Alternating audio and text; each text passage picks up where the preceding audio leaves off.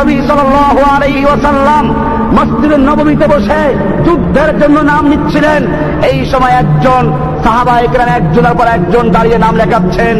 একজন মহিলা নিজের দুধের সন্তানকে এনে পেশ করছেন, ইয়া রাসূলুল্লাহ, আমার এই দুধের শিশুটিকে আপনি জিহাদের জন্য কবুল করে নিন। আল্লাহর নবী বলেছিলেন, আমি তো যুদ্ধের জন্য নাম নিচ্ছি, বাচ্চাদের খেলার জন্য নাম নিচ্ছি না।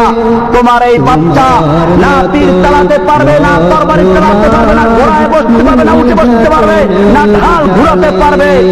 ওই মহিলা তখন বলেছিল, ইয়া রাসূলুল্লাহ, আমিও জানি আমার এই দুধের শিশু তীর চালাতে পারবে না, আমার এই দুধের শিশু তরবারি চালাতে পারবে না, আমার এই দুধের শিশু ঘোড়ায় বসতে পারবে না, আমার এই দুধের শিশু ঢাল ঘুরাতে পারবে না। কিন্তু আমি জানি এই আমার শিশু ঢাল হতেও তো পারবে।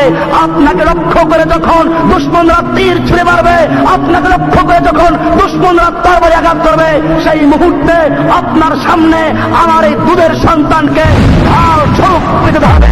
আমার সন্তান টুকরো টুকরো হবে, আপনার দেহ রক্ষা হবে, আমি সেজন্য দান করেছি। ভাইয়েরা আমার, এই মজলিসে তখন রোমের গোয়েন্দারাও ছিল। সেই গোয়েন্দারা গিয়ে রোম সম্রাটকে বলল, খবরদার, মুসলমানদের সঙ্গে যুদ্ধ করে বিজয় লাভ করার স্বপ্ন দেখো না।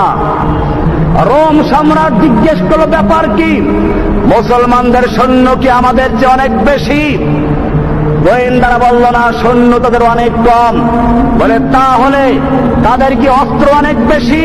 বলে, না, তাদের অস্ত্র নেই। তাহলে কি তাদের গায়ে শক্তি অনেক বেশি? বলে, না, তারা জীর্ণ শীর্ণ শুকনো রুটি খায়। তখন রোমের সম্রাট রাগ করে বলল, কেন আমাকে ভয় দেখাচ্ছ? আমার সাহস ভেঙে দিচ্ছ। অস্ত্র আমাদের বেশি, সৈনিক আমাদের বেশি, গায়ে শক্তি আমাদের বেশি, কেন আমাকে ভয় দেখাচ্ছ?